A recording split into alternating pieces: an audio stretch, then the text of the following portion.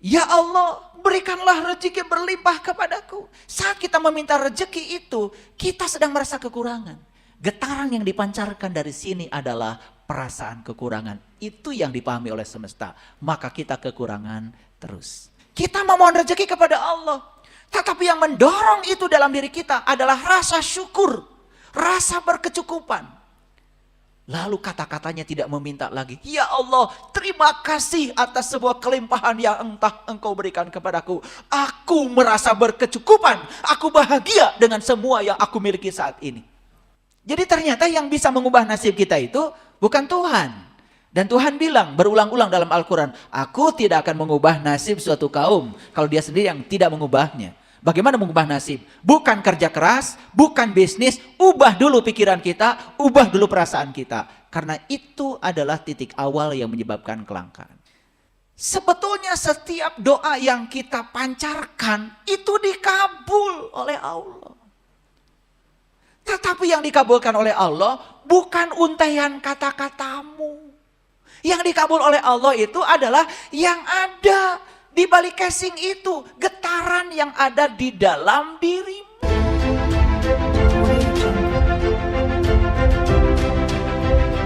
Yang mana nih? Yang mana? Jujur ya. Katanya lagi puasa. Harus jujur ya, jujur. Ada yang mengalami kelangkaan?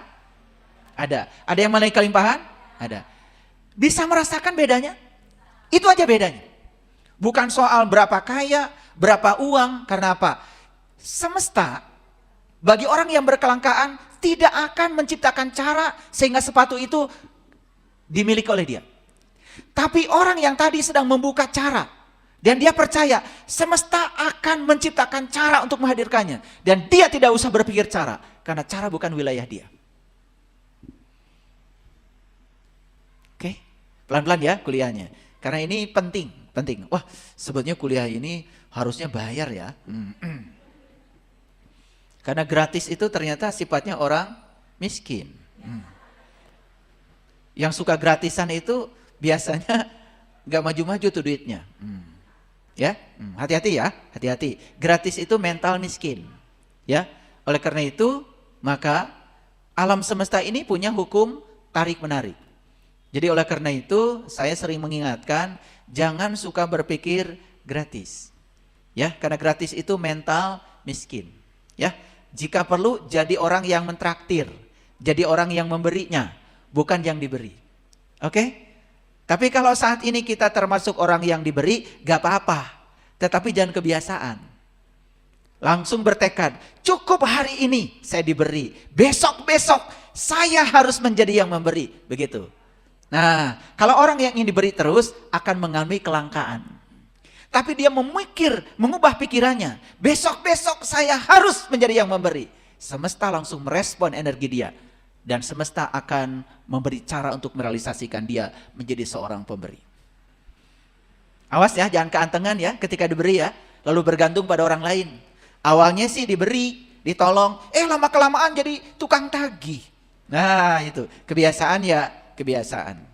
Awalnya ditolong ya, ditolong sebulan 2 bulan, dipenuhi kebutuhannya. Tapi bulan keempat mulai WA. Belum kirim kamu bulan ini. Tuh, mulai nagih kan? Nagih, itu makin miskin itu. Nah, ini prolog awal dari saya. Kenapa banyak orang yang mengalami kelangkaan? Sekali lagi, perbedaannya adalah dalam pikiran dan perasaan. Makanya semua orang-orang bijak yang sudah sukses di semesta ini mengatakan bahwa kemiskinan berasal dari perasaan miskin. Ya, ulangi. Kemiskinan berasal dari perasaan miskin. Jadi perasaan itu energi. Perasaan itu vibrasi. Karena itu yang kita pancarkan, itu yang kita tarik. Itu yang kita tarik. Oke? Judulnya sudah bisa dipahami? Baik, kita masuk sedikit demi sedikit. Apa pencipta kelangkaan? Perhatikan saya, pelan-pelan ya. Yang pertama adalah program yang ada di pikiran. Program. Siapa yang memasukkan program itu? Program itu aplikasi ya, aplikasi. Kenapa? Otak ini sebetulnya hardware. Nah, program yang dimasukkan sejak kecil dari orang tua, berupa kata-kata, berupa sikap, dari lingkungan, yang masuk diizinkan ke sini, lama-kelamaan menjadi program. Dan kelangkaan itu diciptakan oleh program. Sama ya, kelimpahan pun diciptakan oleh program. Oke, sering aneh ya orang tua. Dari kecil yang dimasukkan program itu, cari uang itu sulit. Itu dimasukkan itu.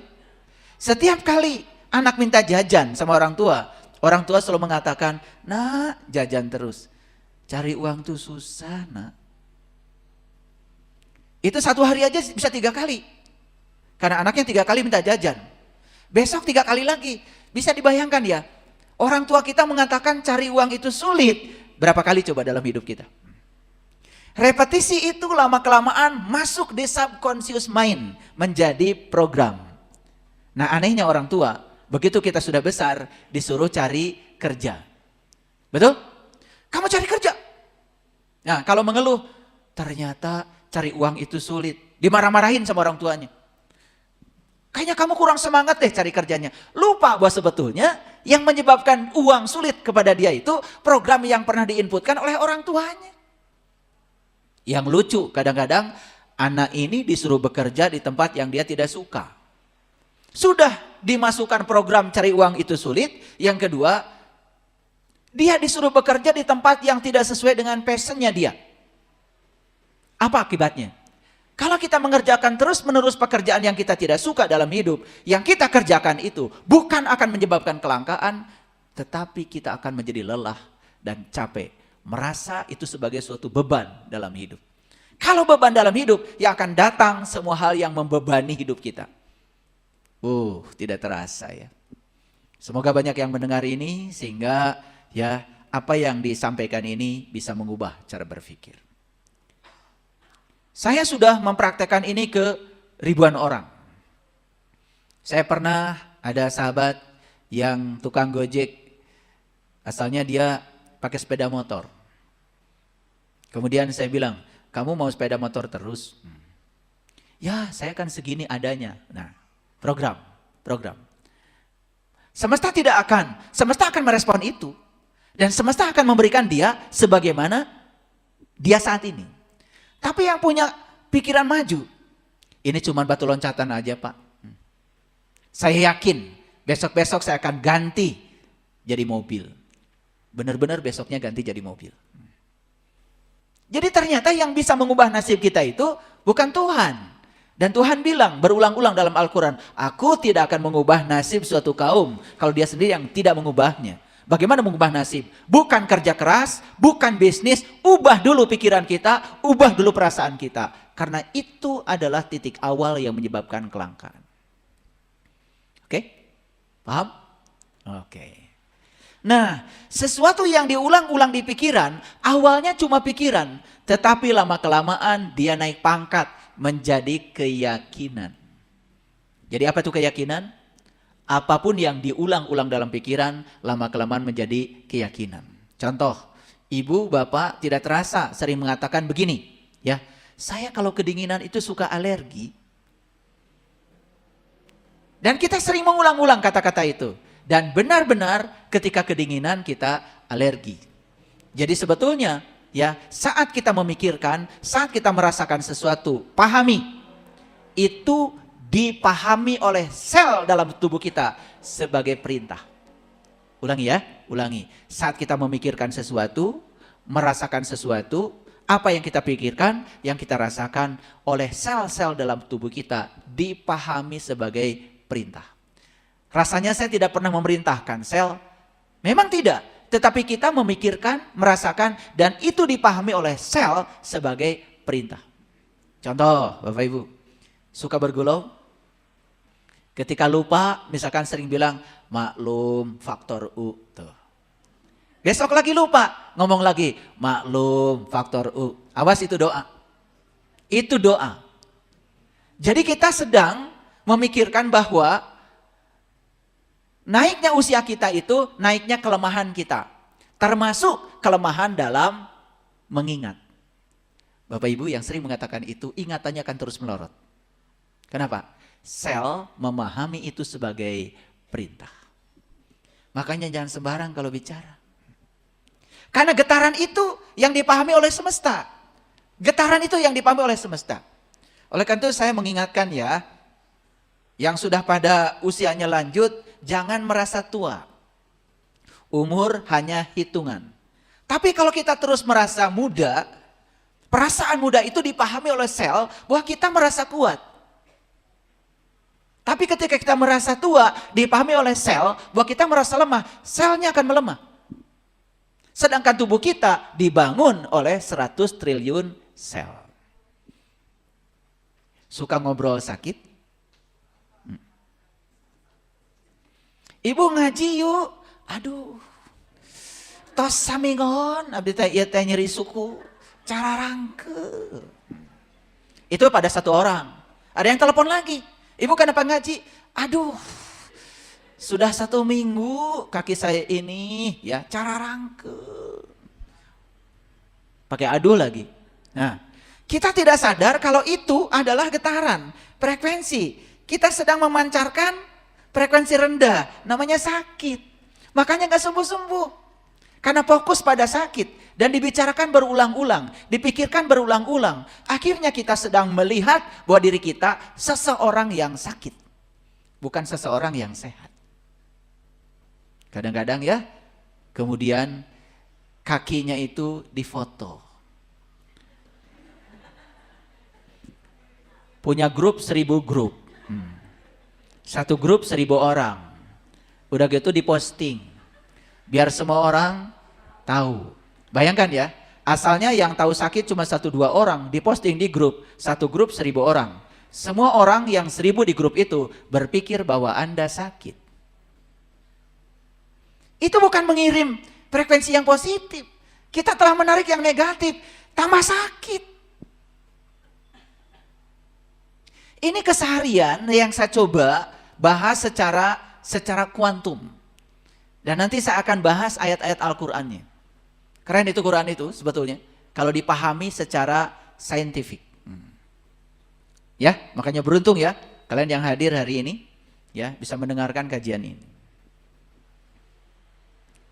Yang kedua, pencipta dari kelangkaan dan kelimpahan itu adalah ketidakselarasan antara pikiran, perasaan, perkataan, dan tindakan.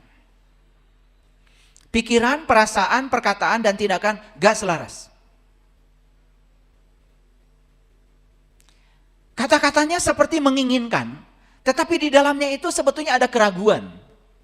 Itu namanya tidak selaras. Dan itu akan menciptakan kelangkaan. Seperti mendorong meja dari arah yang berlawanan. Gak maju-maju tuh meja. Yang ketiga adalah dari perasaan miskin.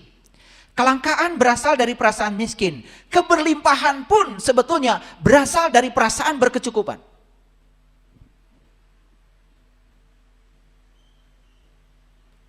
Yang keempat, tidak mampu menemukan berkah diri yang dititipkan semesta. Jadi sering menganggap seolah-olah saya ini tidak bisa. Sering menganggap seolah-olah itu tidak mungkin. Sering kan? Sering gak? Memvalidasi diri, saya tidak bisa.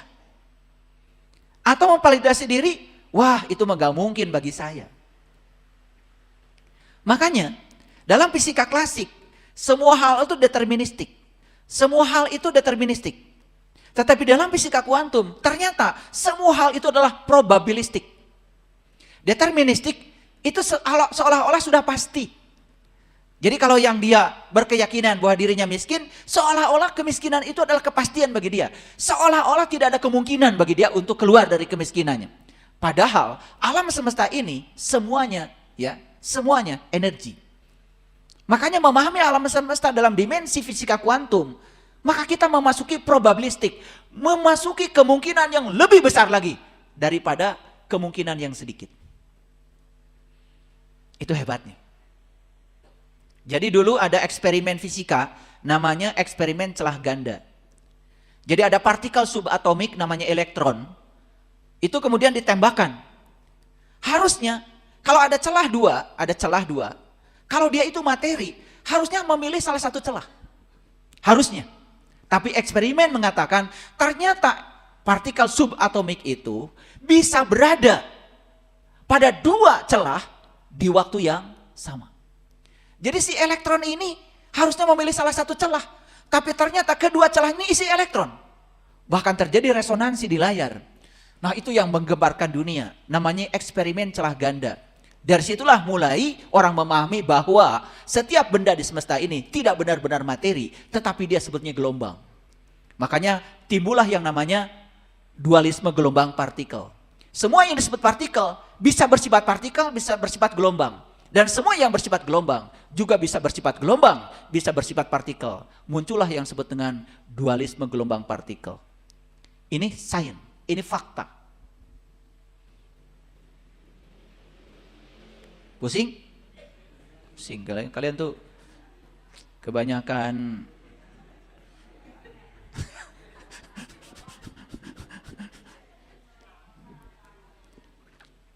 Jadi saya baca tadi pagi, ada 5 makanan yang menurunkan daya ingat.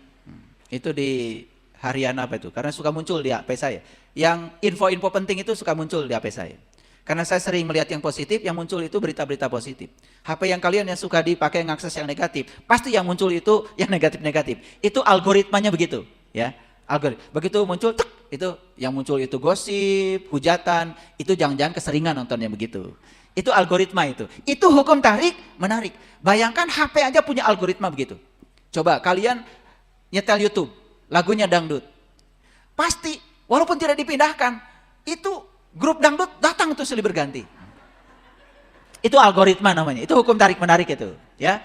Sama misalkan yang suka lagunya itu misalkan lagu pop barat. Klik aja cuma satu YouTube.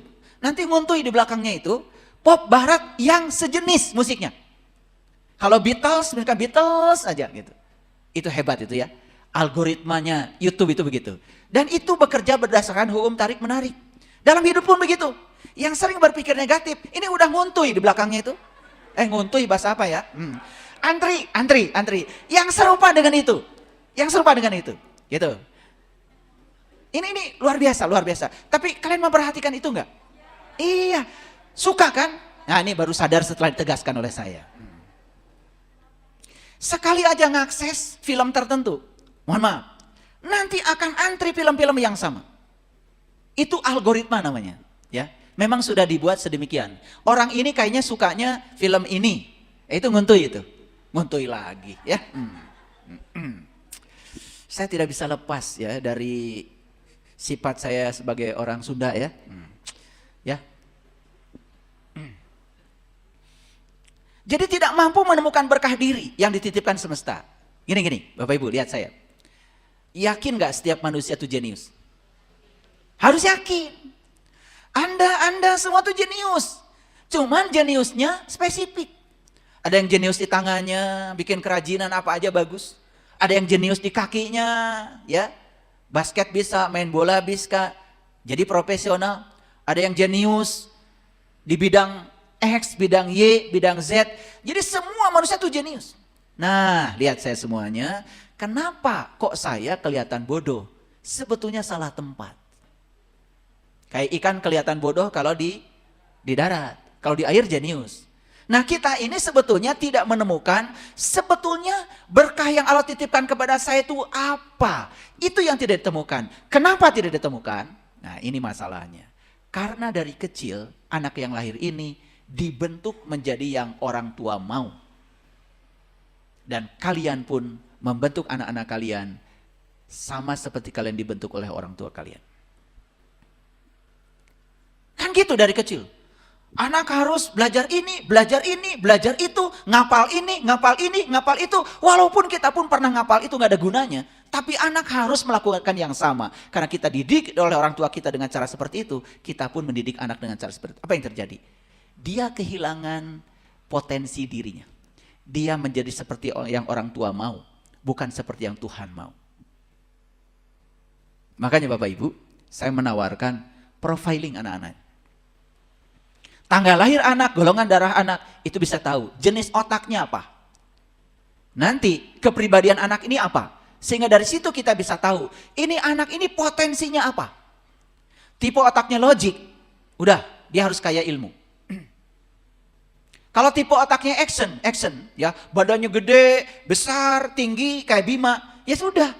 Kalau agak kurang-kurang di sini, gak apa-apa. Suruh yang action. Jalan hidup dia lewat situ. Tapi kita kadang-kadang tidak mau mengerti. Yang namanya Pandawa 5 itu menceritakan jenis-jenis otak manusia.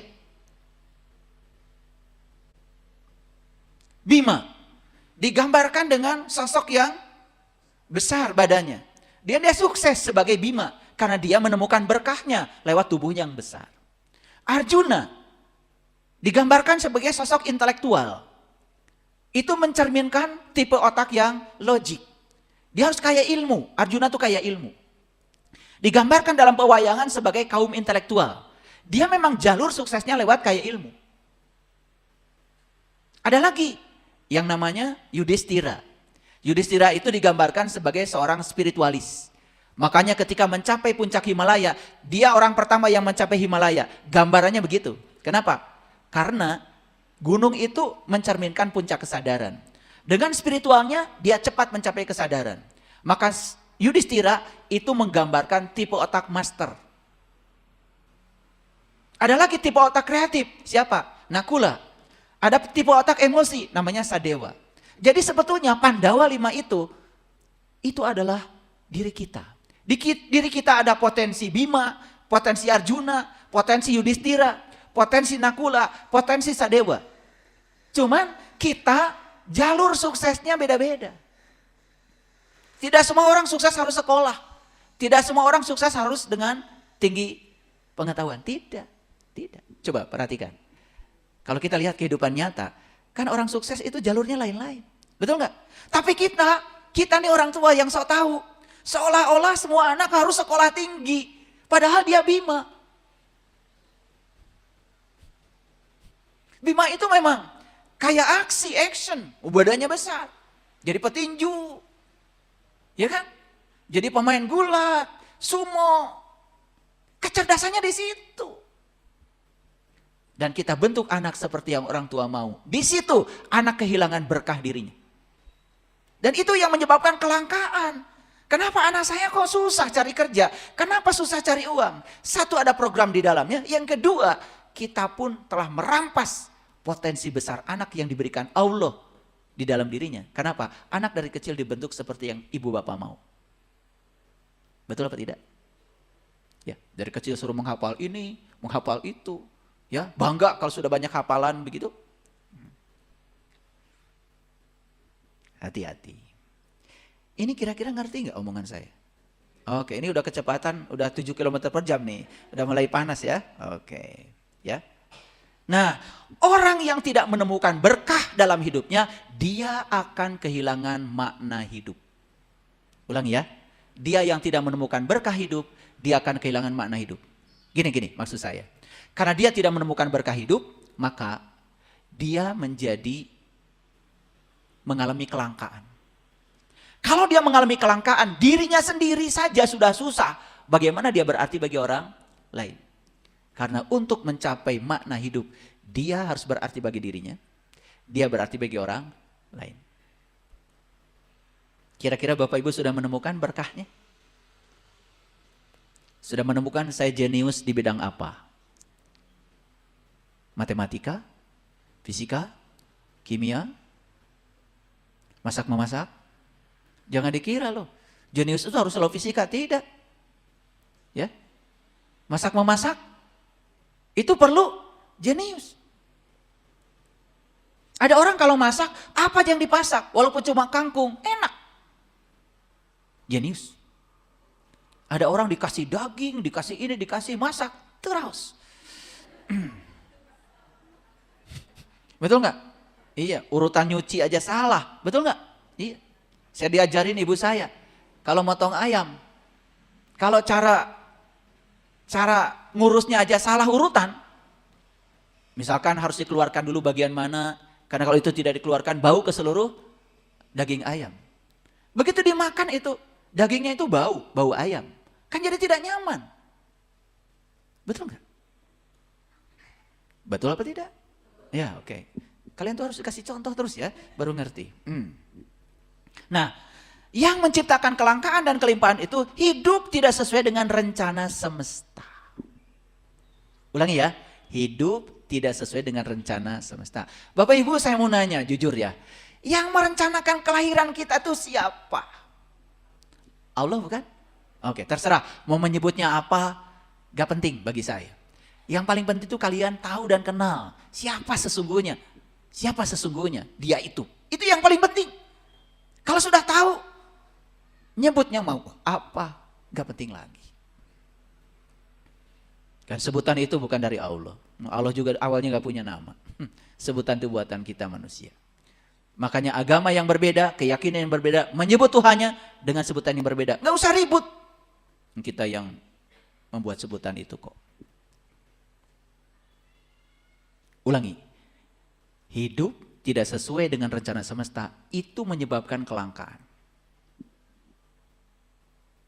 Di Quran Allah mengatakan, "Huwallazi yusawwirukum fil arham kaifa yasha." Quran surat Ali Imran ayat 6. Dialah Allah Al-Musawwir, arsitek agung, ya, yang menciptakan setiap kelahiran itu dengan penuh rencana. Setiap kelahiran anak manusia, siapapun itu, orang manapun itu, bangsa manapun itu semua direncanakan Allah. Untuk apa? Untuk menjadi kepanjangan tangan Allah, menyampaikan cinta kasih Allah. Maka Allah menitipkan bakat pada diri mereka itu sebagai alat untuk menuai keberkahan hidupnya.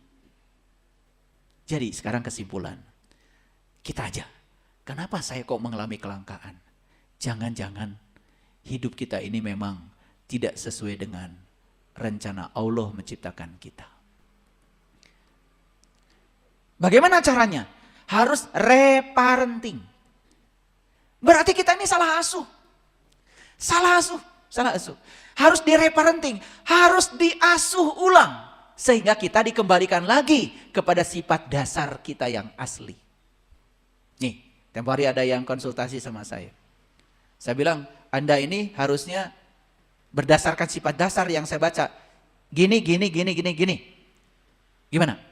Oh enggak, ini malah gitu.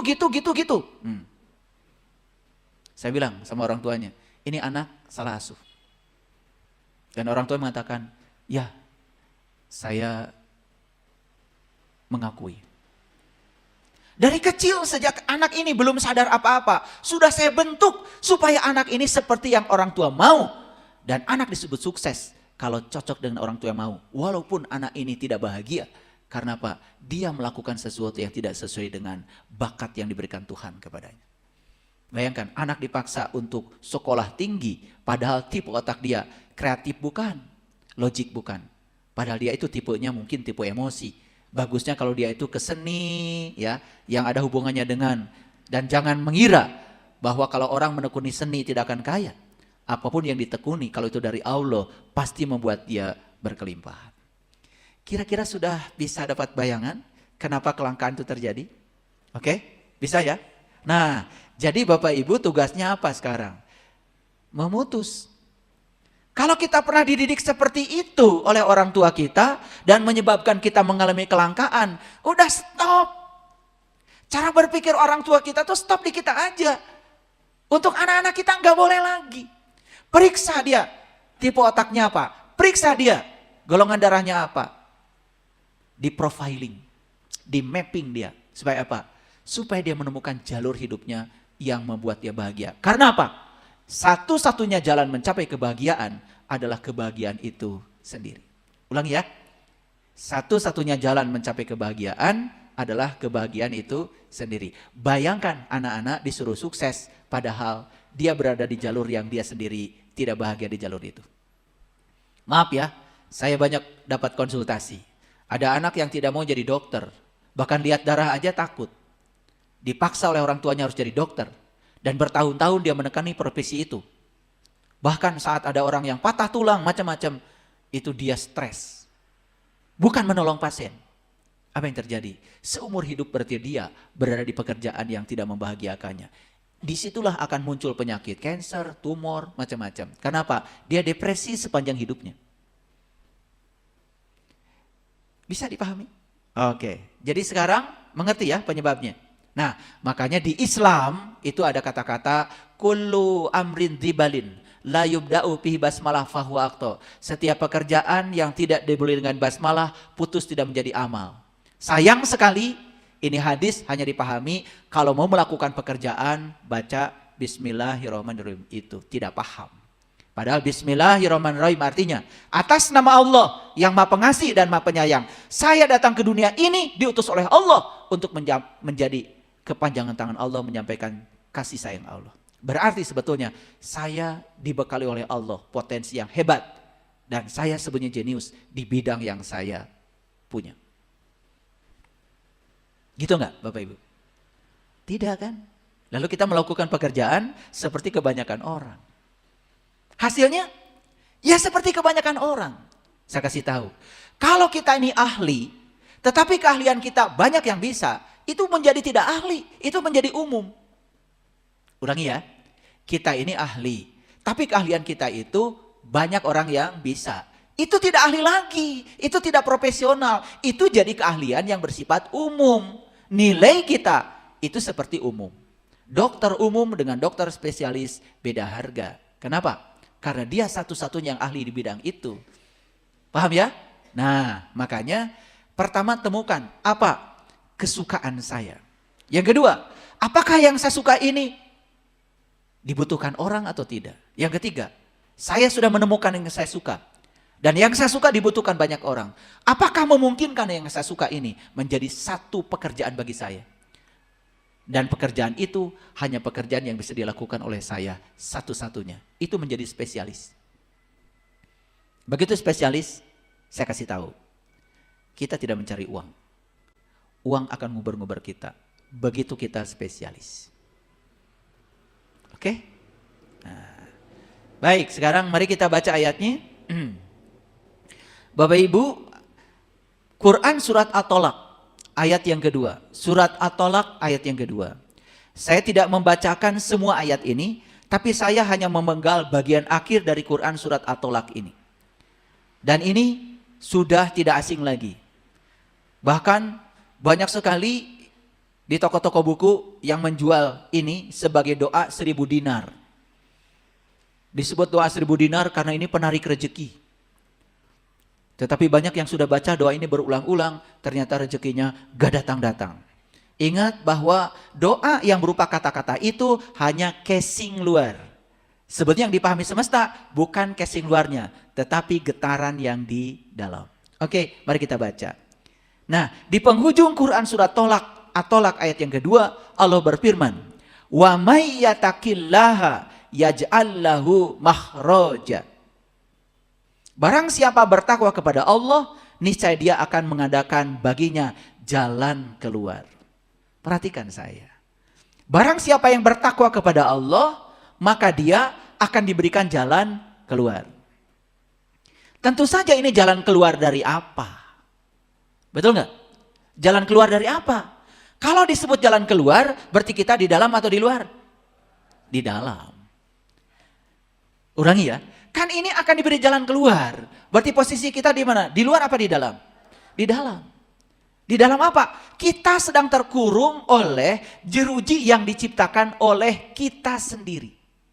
Makanya ya, di buku The Power yang ditulis oleh seorang yang sangat inspiratif tingkat dunia. Ketika kita memikirkan sesuatu yang negatif, kita ini membuat satu jeruji. Memikirkan yang negatif lagi, kita bikin 2 jeruji. Memikirkan yang negatif lagi, kita membuat 3 jeruji. Bayangkan, selama hidup Bapak Ibu berpikir negatif sudah berapa kali? Tak terbatas bukan? Kalau diibaratkan sangkar burung, kira-kira jerujinya itu udah berapa banyak itu? Di mana kita tertinggal? Di dalam. Siapa yang bikin jeruji itu? Kita sendiri. Jadi ternyata pikiran dan perasaan yang negatif mampu menciptakan jeruji persis seperti kita berada di sangkar burung. Oke. Paham sampai sini? Nah, tapi ayat ini sering didangkalkan. Barang siapa yang bertakwa kepada Allah, niscaya Allah akan mengadakan jalan keluar baginya. Udah aja, takwa aja, takwa. Takwa, apa? Udah. Perbanyak baca Quran, perbanyak sholat sunnah, tahajud, duha, pokoknya wah luar biasa. Tetapi malah semakin tidak ada jalan keluar. Kenapa? Karena kita tidak memahami ayat ini secara persis.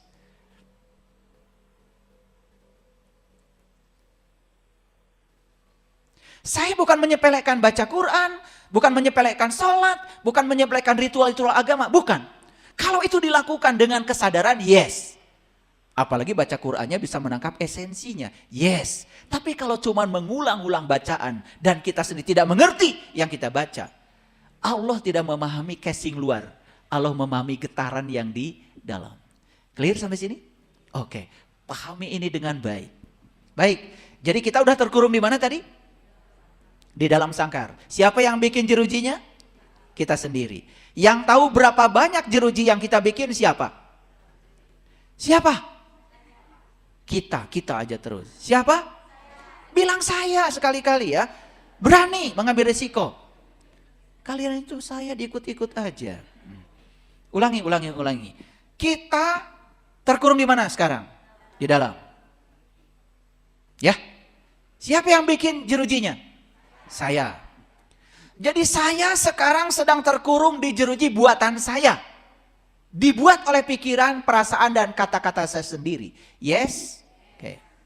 Sekarang saya ingin ada jalan keluar. Gimana caranya? Logikanya gimana? Berarti jeruji-jeruji yang pernah saya buat itu harus saya patahkan satu-satu. Dan di mana jeruji itu ada sekarang? Di alam bawah sadar saya. Berarti saya harus mengubah program-program salah pada diri saya. Harus saya runtuhkan satu persatu. Sehingga saya bisa menemukan jalan keluar. Jadi takwa dalam konsep ini apa sebetulnya? Takwa dalam konsep ini adalah mematahkan semua jeruji buatan kita sendiri.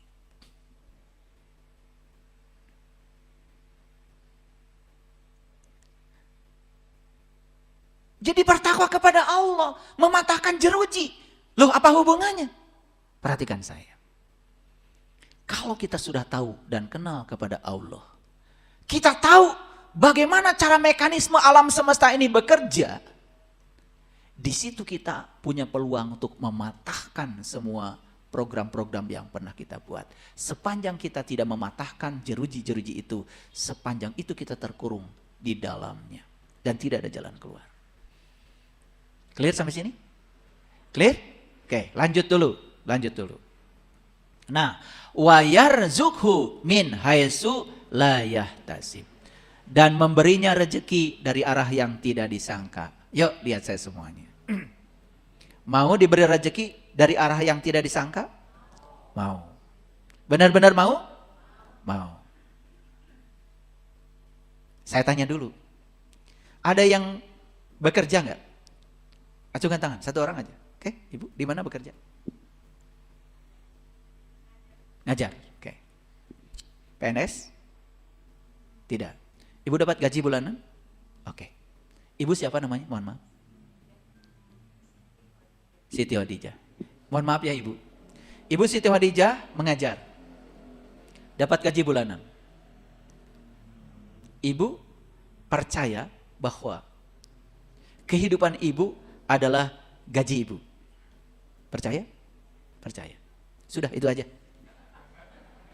Ibu tidak akan dapat dari mana-mana. Itu aja. Bahkan kita menganggap seolah-olah yang menghidupi kita itu bukan Allah lagi. Tapi gaji saya.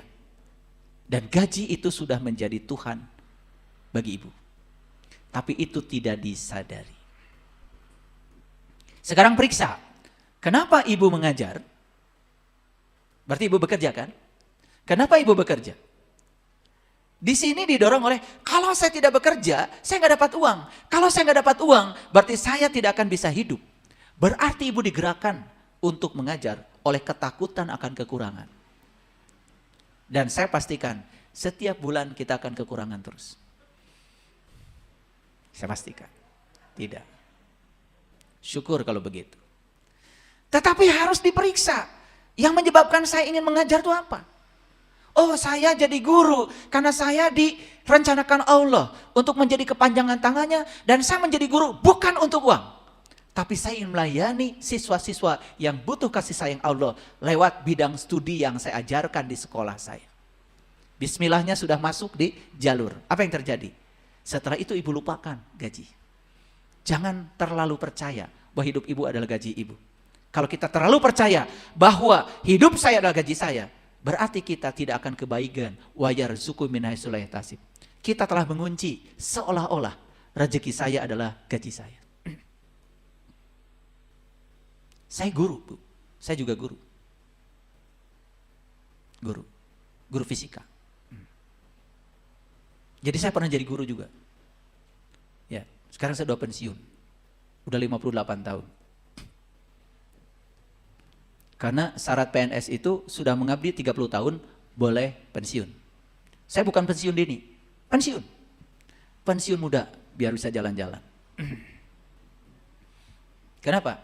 Karena harga diri saya, kesehatan saya, mimpi saya, moralitas saya, kebahagiaan saya, itu milik saya. Dan saya boleh memutuskan sesuatu. Dan siapa yang berani memutuskan sesuatu, berarti dia sudah level 200 ke atas tuh kesadarannya. Jangan takut untuk memutuskan. Jadi kalau Bapak Ibu kerja di tempat dan tidak cukup gajinya, putuskan untuk keluar dari situ. Tidak cukup itu adalah sinyal dari semesta bahwa Anda harus bekerja di tempat lain. Ini yang terjadi malah protes. Demo, ngumpulkan teman-teman ya supaya gaji dinaikkan. Gak bisa. Setiap pengusaha punya aturan sendiri. Kalau ingin menaikkan gaji, bikin usaha sendiri. Tentukan gajinya oleh kita sendiri. Berapa kita mau digaji sebulan. Itu baru keren. Nah, ada yang lucu. Ingin jadi orang kaya, tetapi bekerja di orang. Sementara di kerjaan itu kita sudah tahu gajinya terbatas. Berlawanan nggak? Berlawanan. Kalau kerja di orang, kan gajinya tentukan orang. Dan waktu kita akan diambil oleh orang yang memperjakan kita. Betul? Dan kita akan hidup di aturan orang.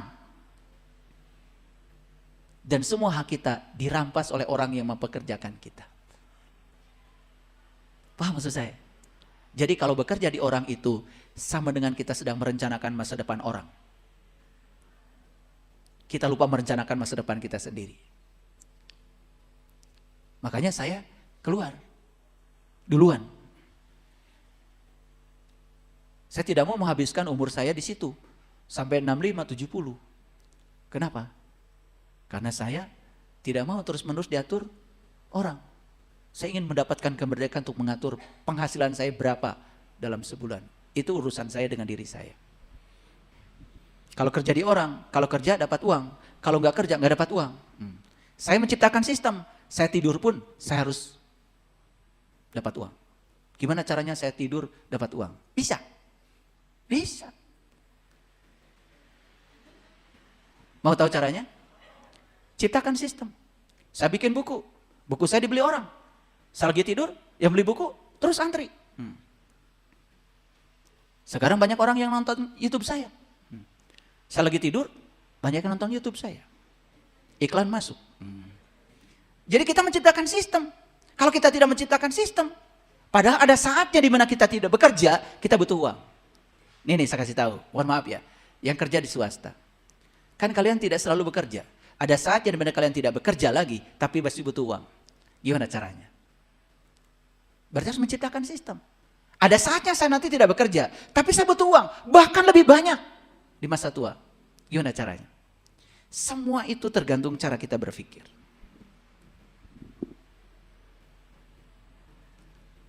Saya bikin kos-kosan. Yang ngekos bayar walaupun saya tidur. Betul nggak? Iya. Ruko-ruko yang di depan bayar. Saya mau tidur siang, mau tidur malam, mau tidur sore, tetap aja dia bayar.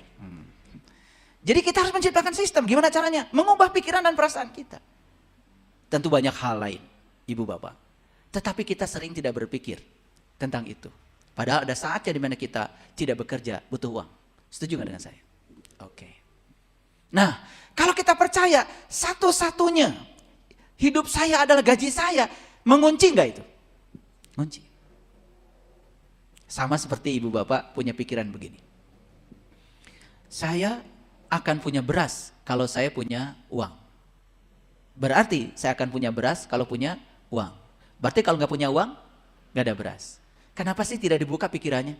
Ada uang, nggak ada uang, beras pasti ada. Tergantung keyakinan kita. Saya sudah membukanya, pikiran saya.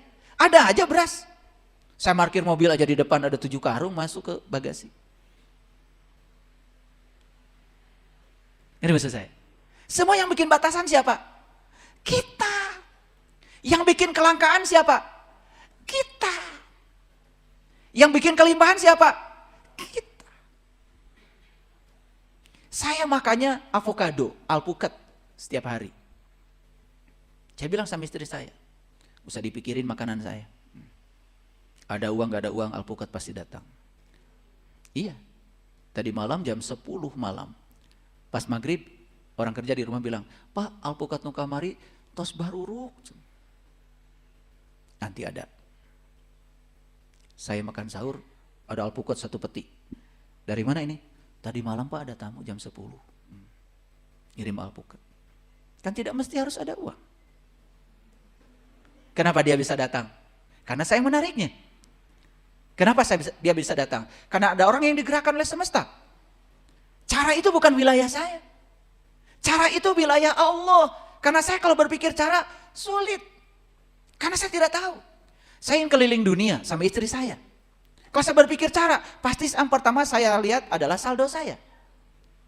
Yang kedua, kemudian saya mikir-mikir, ini saldo cuma segini. Buat ini, pusing saya. Tapi kalau saya pasti bisa keliling dunia. Dan saya imajinasikan, saya rasakan, saya sudah di negara ini, negara ini, negara ini, negara ini. Caranya datang dari semesta. Baru nyampe di Indonesia 1 bulan sama istri saya. Ada lagi yang ngajak, Pak ada waktu? Kemana? Kita ke Eropa Pak. Oh iya. Gimana tiket? Jalan, Bapak tinggal naik pesawat aja. Hotel gimana? Sudah. Pulangnya dibekelin. Coba. Saya keliling ke semua negara di dunia ini. Nyaris tidak mengeluarkan uang. Karena saya tidak berpikir, saya akan keliling dunia kalau punya uang. Tapi saya akan keliling dunia, caranya terserah semesta. Saya cuma mengimajinasikan dan merasakan. Seolah-olah saya sudah berada di sini, di sini, di sini, di sini. Saya kemarin baru pulang dari Jepang, 12 hari di Jepang. Ya, tidak mengeluarkan uang, nol. Tapi saya tidak berpikir gratis. Tidak ingin gratis. Saya imajinasikan, saya rasakan seolah-olah saya sudah di sana.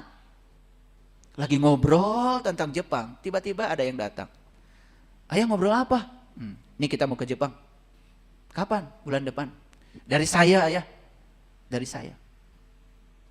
Kan tiba-tiba ada orang yang datang kemudian membayarkan saya. Saya bilang ini saya berempat. Gak apa-apa. Mau nambah lagi siapa? Gitu. Coba. Nah selama ini kalau Bapak Ibu kita jalan-jalan yuk. Jawabannya gimana? Jawabannya gimana? Ya Allah saya ingin jalan-jalan keliling dunia gitu. Tapi dalam bilang gak mungkin. Uang dari mana? Betul gak? Yang dipahami yang doa tadi kata-kata atau yang di sini? Ya di sini, di sini.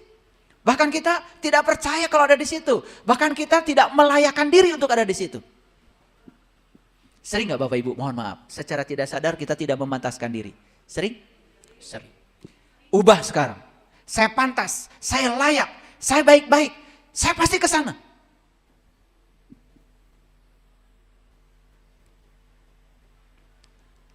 Jadi ngerti sekarang.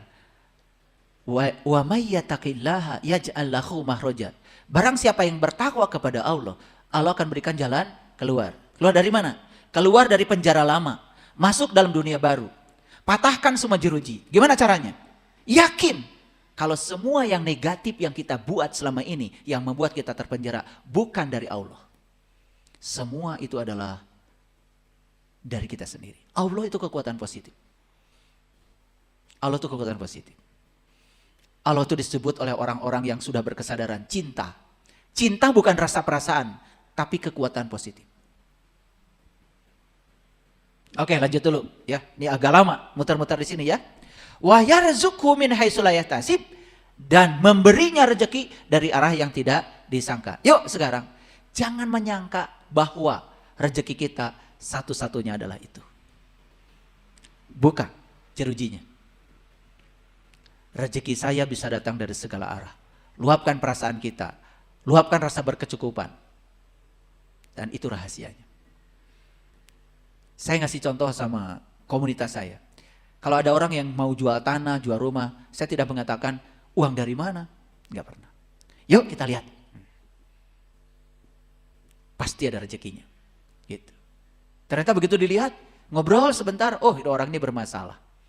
Dia punya urusan dengan bank. Dan kalau tidak dibayar, saat itu habis tuh rumahnya jadi bunga bank. Niatkan dalam diri kita, berapa uang ke bank? Segini. Udah, bayar dulu yang ke bank ya Pak. Biar Bapak bisa tidur. Niatnya bukan memiliki rumah, niatnya menolong orang. Nanti nego ke bank, saya bantu ke bank. Saya bantu ke bank, saya perjuangkan. Sampai seminimal mungkin dia harus bayar. Baru kejadian hari kemarin di kehidupan saya. Udah gitu, dia, udah rumah saya beli aja sama Bapak. Boleh, tapi saya baru bisa menyelamatkan utang Bapak ke bank. Sisanya gimana? Terserah Bapak, kapan aja. Kan mending begitu. Daripada kita mengatakan uang dari mana. Betul nggak? Dan pasti ada rezekinya. Dan saya sudah melakukan itu berkali-kali. Bapak Ibu, coba Bapak Ibu perhatikan. Dalam kehidupan Bapak Ibu, mungkin pernah ada suatu kejadian di mana kita tidak memikirkannya, tidak apa, tiba-tiba berkah datang. Pernah nggak? Pasti itu. Coba dikumpulkan berapa kali itu. Itu jadikan model. Ada patternnya, ada polanya itu.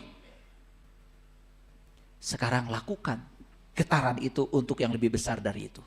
Bisa, bisa. Karena semua manusia itu sebetulnya rezekinya tanpa batas.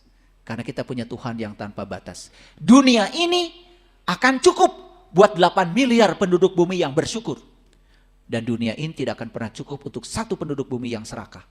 Yang penting jangan ada keserakahan. Saya memiliki aset, hampir semuanya menolong. Tidak niat membeli. Dan selalu ada jalan keluarnya. Oke. Nanti suatu saat kalau ingin lebih dalam lagi memang harus khusus bicara tentang ini. Sekarang ini permukaannya aja dulu ya. Sebetulnya di saya ini udah mendesak-desak ini. Rahasia-rahasia mau saya buka. Tapi waktunya tidak akan cukup ini 2 jam. Tetapi permukaan dulu ya. Permukaan dulu ya. Oke. Lanjut. Gratis ya.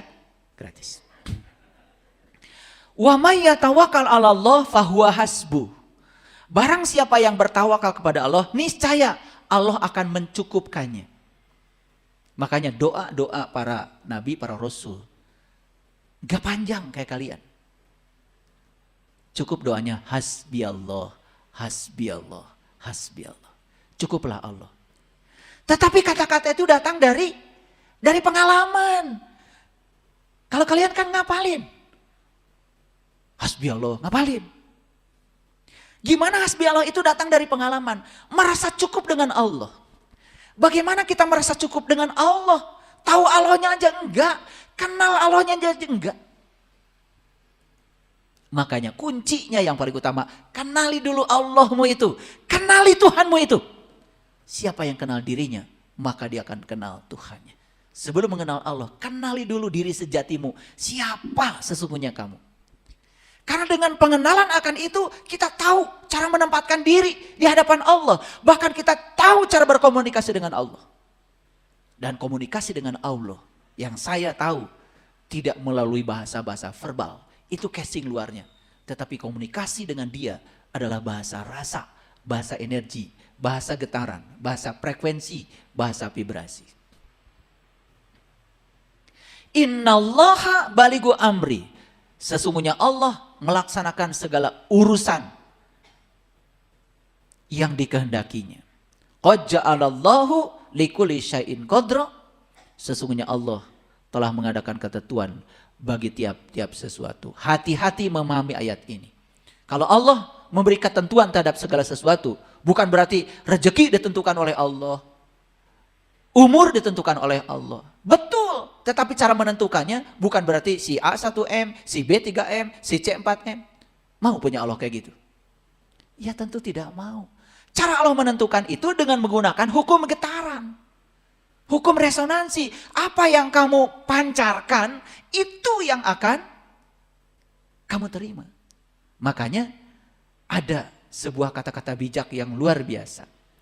Ukuran yang digunakan untuk mengukur kamu, itu yang akan diukurkan kepada kamu. Paham? Ulangi.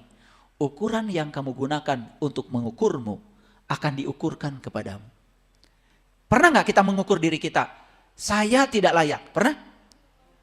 Ukuran yang digunakan untuk mengukur kamu akan diukurkan kepada kamu. Begitu kamu bilang saya tidak layak, kamu akan ditentukan sebagai yang tidak layak. Tapi ketika kamu mengatakan saya layak, maka kamu juga akan dilayakkan.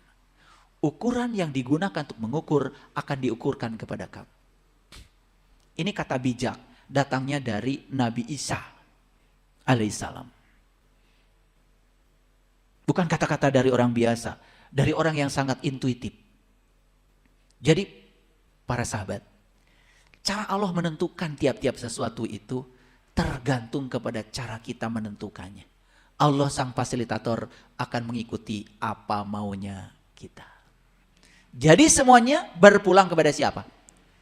Berpulang kepada saya. Silahkan, mau langka, mau berkelimpahan, urusan ada pada kita sendiri. Lanjut dulu. Saya sampaikan Quran surat Al-Baqarah ayat 214. Apakah kamu mengira bahwa kamu akan masuk surga? Padahal belum datang kepadamu sebagaimana halnya orang-orang terdahulu sebelum kamu. Mereka ditimpa malapetaka, mereka ditimpa kesengsaraan, mereka digoncangkan. Sehingga berkatalah Rasul dan orang-orang yang beriman bersamanya, bilakah datangnya pertolongan Allah? Ingatlah sesungguhnya pertolongan Allah itu amat dekat. Ala inna nasrullahi qarib. Ini penghujung ayat ini luar biasa. Perhatikan saya. Ternyata ayat ini mengatakan, untuk masuk surga itu kadang-kadang kita harus diperjalankan dulu pada situasi-situasi yang dalam tanda kutip neraka. Datang malapetaka, datang kesengsaraan, datang kegoncangan. Ada seorang peneliti yang mengatakan, ternyata neraka itu berbatas. Kesengsaraan itu berbatas, tetapi kebahagiaan tanpa batas. Apa maksudnya? Perhatikan saya. Pernah nggak Bapak Ibu mengalami titik nadir? Jatuh, jatuh, jatuh, jatuh. Masa kita mau tinggal terus di situ? Ternyata mencapai titik nadir yang terendah, justru itu titik awal kebangkitan diri kita. Makanya heran saya kalau ada orang yang sudah jatuh berkali-kali terus jatuh. Saya mikir gimana mau bangkitnya. Makanya ada salah satu di YouTube saya, ceramah saya, kajian saya, judulnya jatuh 7 kali, bangkit 8 kali. Gak apa-apa jatuh 7 kali, yang penting bangkitnya lebih besar daripada jatuhnya. Jadi kata Quran surat Al-Baqarah 214, terkadang untuk memasukkan seseorang ke dalam kesadaran baru, dia harus melewati kesadaran-kesadaran yang mengerikan. Maka di ayat ini dikatakan, datang malapetaka, datang kesengsaraan, digoncangkan kehidupannya. Saat itulah baru bertanya, di mana pertolongan Allah? Lalu Allah menjawab, ala inna nasrallahi qarib. Sesungguhnya pertolongan Allah itu dekat. Kan Allahnya juga dekat bersama kita. Dekatnya melampaui urat nadi leher kita. Jadi sebetulnya, kenapa sedekat itu Allah dengan kita? Tetapi seolah-olah pertolongan Allah tidak datang kepada kita. Ingat, yang kita pancarkan dari dalam apa? Karena itu yang dipahami oleh Allah. Jangan-jangan yang dipancarkan dari dalam adalah keraguan, ketidakmungkinan. Betul nggak? Ketidakpantasan, ketidaklayakan, itu yang dipancarkan. Itu yang dipahami oleh Allah sebagai bahasa getaran, bahasa energi. Clear sampai di sini? Oke, baik Bapak Ibu. Pernah baca ayat ini kan? Ini Quran surat Al-Baqarah ayat 186. Wa iza sa'alaka ibadi anni fa inni qarib. Dan apabila hamba-hambaku bertanya kepadamu tentang aku, ya, fa inni qarib, aku adalah dekat. Ujibu da'wata da'i idza da'ani. Nah, maka aku adalah dekat. Aku mengabulkan doa orang yang berdoa apabila ia berdoa kepadaku. Perhatikan Bapak Ibu, ini bagian yang sangat penting. Ujibu da'wata da'i idza da'ani. Aku mengabulkan doa orang yang berdoa apabila ia berdoa kepadaku. Bapak Ibu yakin gak ayat ini? Yakin? Oke, kalau gitu saya mau nanya, apakah setiap Bapak Ibu berdoa dikabulkan oleh Allah? Kalian itu kalau ngejawab kadang-kadang gak mikir ya. Ulangi. Ini karena bagian penting saya ulangi. Ujibu da'wata da'i idza da'ani. Ya. Allah dekat? Yes. Aku mengabulkan doa orang yang berdoa apabila ia berdoa kepadaku. Yakin ayat ini? Yakin. Apakah setiap doa Bapak Ibu dikabulkan oleh Allah?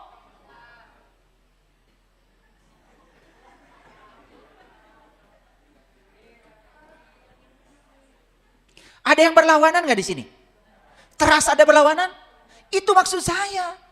Tanya saya, kenapa di ayatnya aku mengabulkan doa orang yang berdoa apabila aku berdoa? Kenyataannya setiap saya berdoa, kok nggak dikabulkan semua? Ada yang berlawanan? Itu tugas saya di sini. Saya bikin supaya tidak berlawanan. Yuk sekarang. Sebetulnya setiap doa yang kita pancarkan itu dikabul oleh Allah. Tetapi yang dikabulkan oleh Allah bukan untaian kata-katamu. Yang dikabul oleh Allah itu adalah yang ada di balik casing itu. Getaran yang ada di dalam dirimu. Contoh, kita minta rezeki kan sama Allah. Saat minta rezeki kepada Allah, perasaan kita sedang kekurangan. Yang sedang didengar oleh Allah itu bukan permintaan rezekimu, tetapi rasa kekurangan yang ada dalam dirimu. Maka yang datang kekurangan terus, pengkabulan Allah bukan itu. Dikabulkan. Masuk akal sekarang? Kalian itu kebanyakan ngaji yang gak masuk akal.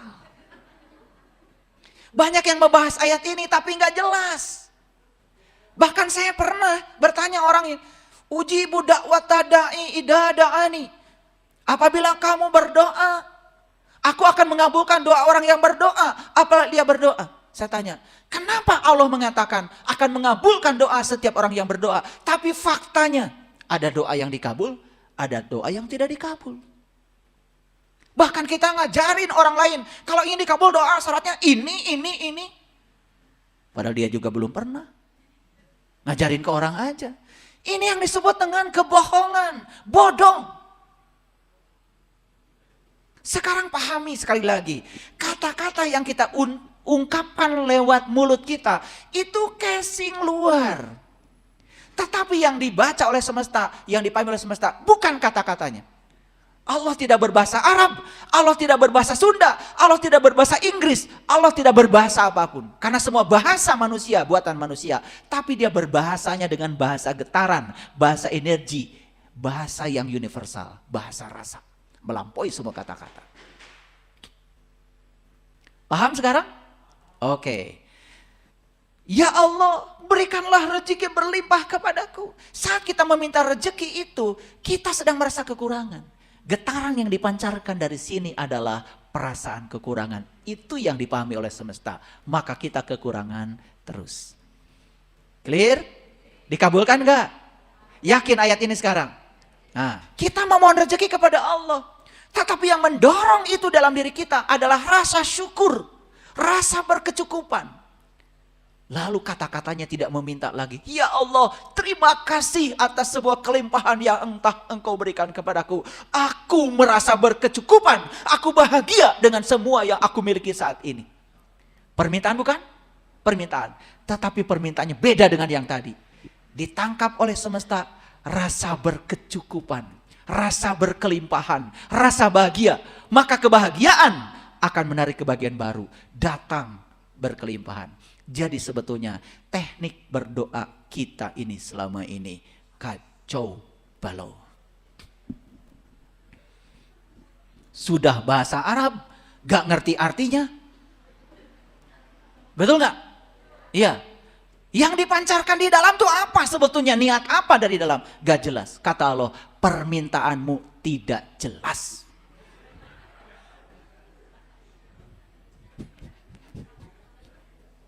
Lihat saya semuanya.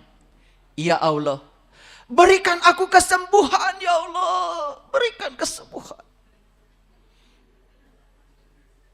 Saat kita menyampaikan itu, kondisi batin kita sedang sakit. Sedang merasakan sakit. Betul? Sakit akan menarik sakit. Tambah sakit? Pengkabulan Allah bukan? Dikabulkan. Ujibu da'wata da'i idza da'an. Sekarang ganti doanya. Ya Allah, terima kasih atas kesehatan yang telah Engkau berikan kepadaku. Luapkan perasaan seolah-olah sudah sehat, walaupun saat itu masih dalam keadaan sakit. Sehat di depan mata kita. Kemana pikiran difokuskan, ke situ energi mengalir. Sedang sakit, terus memikirkan sakit. Maka kita akan memberikan energi pada sakit untuk tambah sakit. Harusnya ketika kita sakit, fokus pada sehat. Fokus pada sehat. Dan rasakan seolah-olah sehat itu sudah milik kita. Saya punya ginjal cuma satu sebelah kiri. Gak ada ginjal kanan saya. Tapi setiap hari saya setiap meditasi, saya pegang dua-duanya seperti ini. Terima kasih kedua ginjalku. Kamu keren. Saya imajinasikan saya punya ginjal di sini. Dalam imajinasi saya. Ternyata itu membuat saya menjadi kuat sampai hari ini. Saya bisa melayani kalian, bisa melayani banyak orang. Saya bisa naik gunung, mengalahkan orang yang ginjalnya 2. Saya bisa lari setiap hari 7 kilo.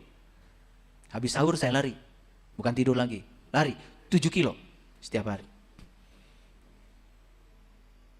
Jadi belajar spiritual itu bukan ngumpulin pahala.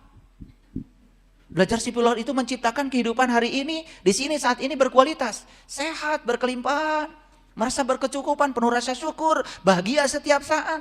Itulah spiritual. Terbaca hari ini di sini buktinya. Makanya kalau mau belajar itu, lihat dulu yang ngajarinya, bisa membuktikan tidak. Baca doa 1000 dinar, rezekimu berlimpah, yang ngomong juga minta sumbangan.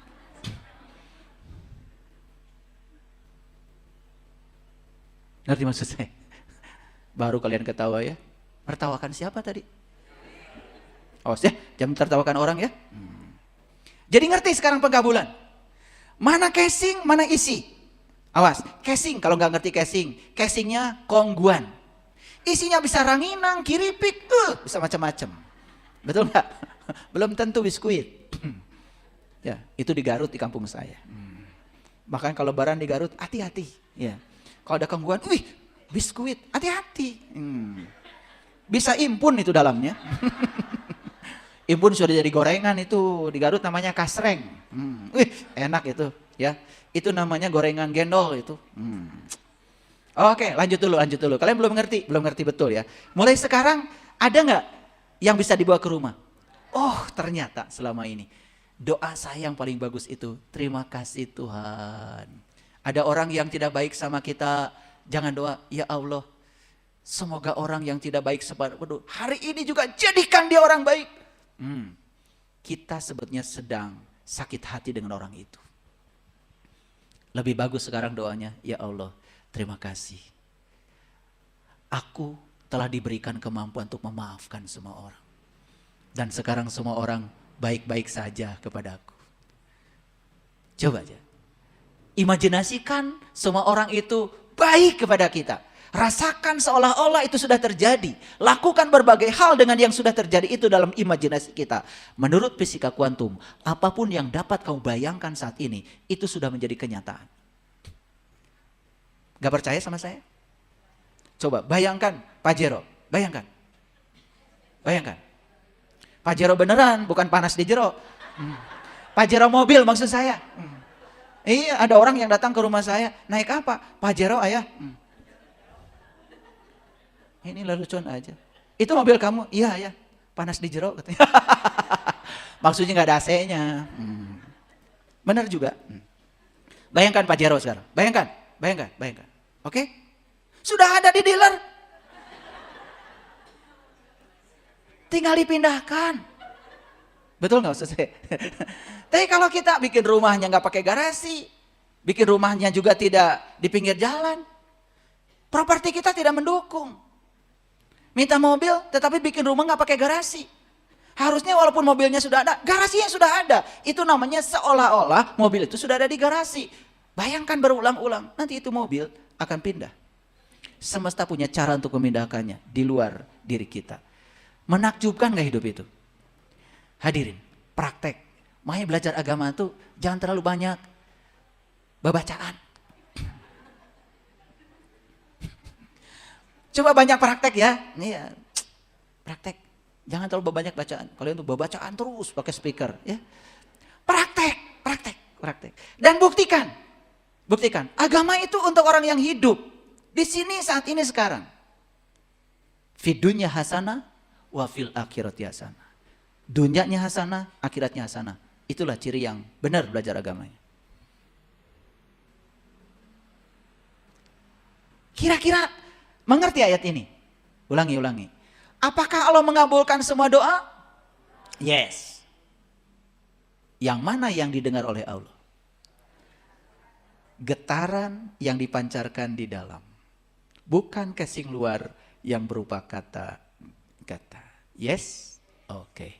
Mereka yang jauh dari Allah, itulah mereka yang suka meminta kepada Allah.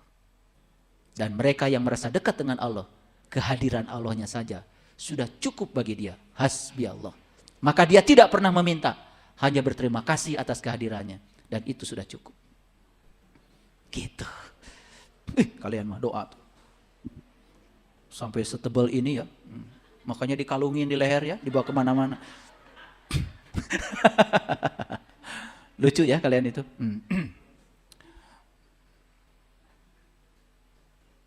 Tetapi ada syarat di dalam Al-Quran. Syaratnya apa?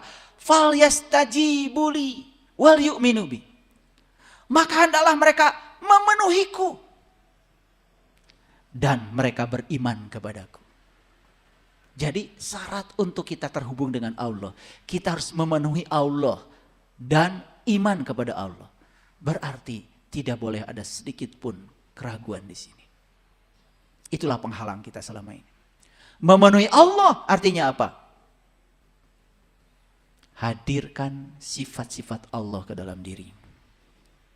Asmaul Husna bukan dibaca lagi. Diwujudkan dalam bentuk sikap, tindakan. Jadilah Ar-Rahman, Ar-Rahim, Al-Malik, Al-Qudus, As-Salam, Al-Mu'min, As-Sobur. Luar biasa. Ya, boleh nggak dibaca Asmaul Husna? Boleh, untuk pemula. Baca we terus. Ya Rojak, ya Rojak, ya Rojak, ya Rojak, ya Rojak, ya Rojak. Tetapi di sini perasaan kekurangan. Ya. Paling datang rujak.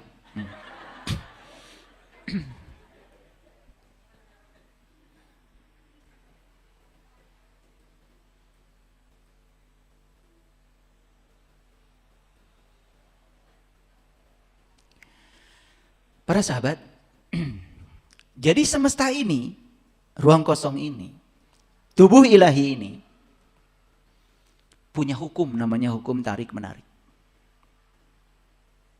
Hukum tarik-menarik adalah hukum yang dahsyat, yang membuat segala sesuatu seimbang, dan ini berlaku dalam kehidupan kita.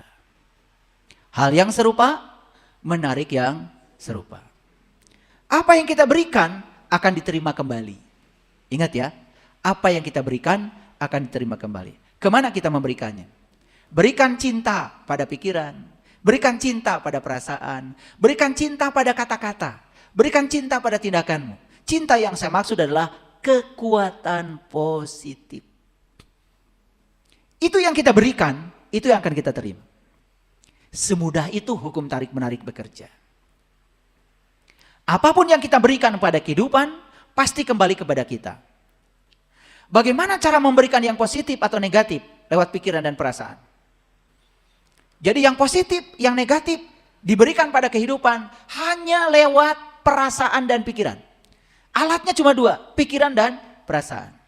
Makanya pikiran dan perasaan itu adalah pencipta kehidupan kita. Kreator kehidupan kita adalah pikiran dan perasaan kita. Hebat gak Allah? Luar biasa. Diberikan gak kita pikiran? Diberikan gak perasaan? Oke. Tetapi Bapak Ibu harus cek. Pikiran ini sekali lagi software, aplikasi yang menjalankan otak. Periksa. Jangan-jangan yang ada di pikiran ini lebih banyak kekuatan negatif daripada kekuatan positif. Itu tugasnya Bapak Ibu. Maka merubah nasib adalah mematahkan jeruji tadi. Yes? Oke. Berilah dan kamu akan diberi.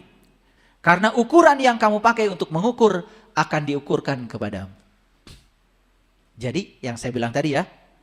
Oke. Apa yang kita berikan akan kita terima. Contoh sederhana. Berikan bantuan dan dukungan kepada seseorang teman ketika pindah rumah. Sudah dipastikan bantuan dan dukungan akan kembali secepat kilat kepada kita.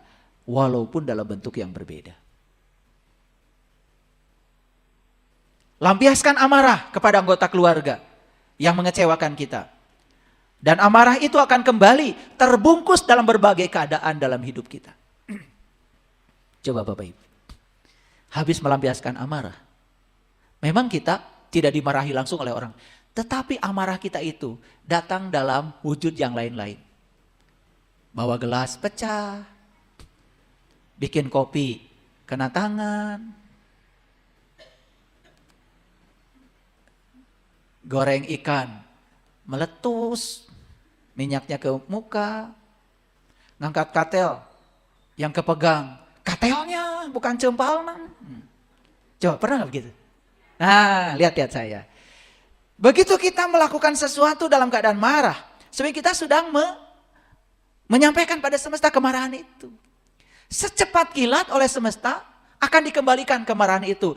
Walaupun bentuknya tidak dalam wujud kita dimarahin orang.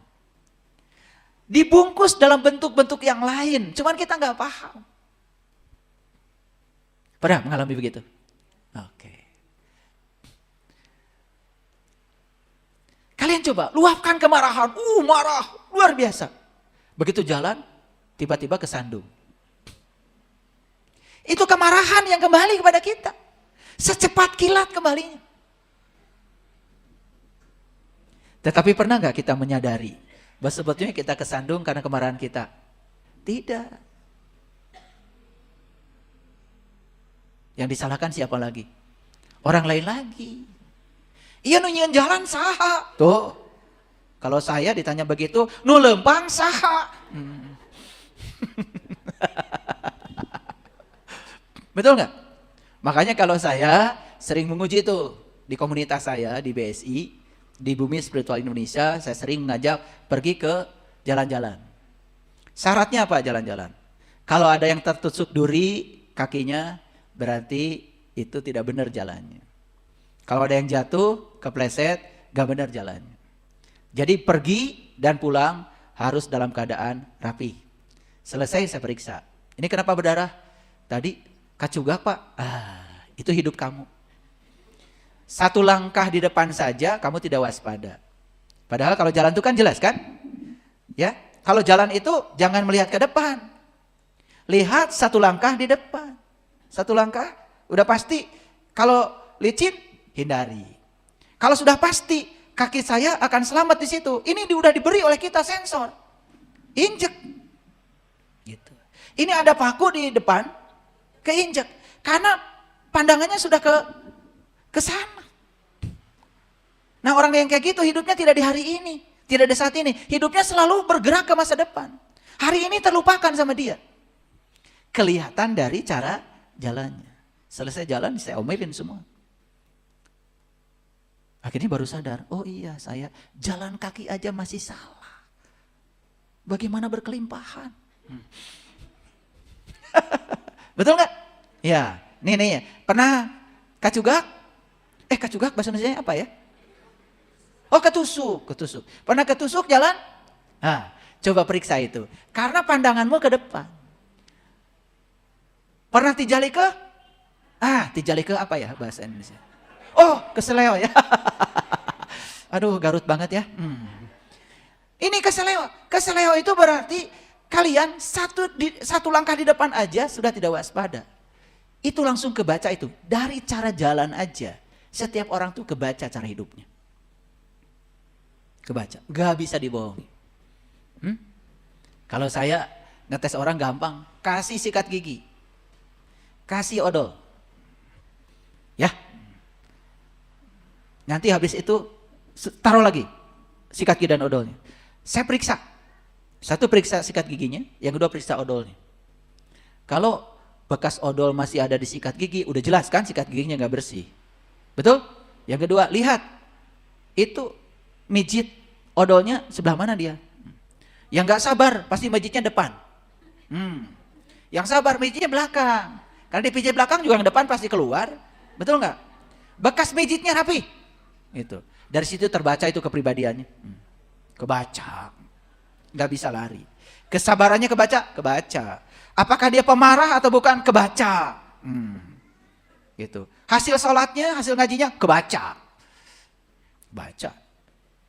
Di odolnya ada bekasnya. Iya. Kan harusnya setiap ada perilaku itu terbaca dong hasilnya. Betul nggak? Oke, lanjut dulu. Bapak Ibu, pernah nggak melimpaskan kekesalan? Pernah? Melimpaskan kemarahan. Sehari itu terus aja ada kejadian yang berturut. Walaupun bentuknya lain-lain. Itu artinya secepat kilat apa yang kita berikan pada semesta mengembalikannya. Sayang 1000 sayang kita tidak menyadarinya. Oke sekarang? Udah mulai sekarang ya. Jangan suka marah-marah ya. Ya, cepat tua kalian itu, ya. Umur 50 jalan udah miring, ya. Ya, itu umur 45 udah miring jalannya. Wah, itu udah jelas tensi darah tinggi itu. Ya. Ya, kebanyakan kesel itu dan marah. Udah terbaca itu. Amburadul pasti dalamnya. Makanya sakit fisik yang diderita seseorang itu gambaran tentang jiwanya, gambaran tentang mentalnya. Gak bisa dibohongi itu. Sudah terbukti. Ada riset dari Profesor Masaru Emoto. 50% kontribusi dari jiwa yang tidak sehat itu kepada tubuh fisik 50%. 25% mental yang gering. Sakit mentalnya. Sakit mentalnya itu gampang marah, gampang tersinggung, ya. Itu sakit mental itu. Itu 25% terhadap tubuh fisik. Kalau jiwa dengan mental aja udah rusak, udah 75% tubuhmu sakit. Gak bisa dibohongi lagi. Ya, makanya gampang ya baca penyakit mah. Heset yang ngubaran anak. Ya.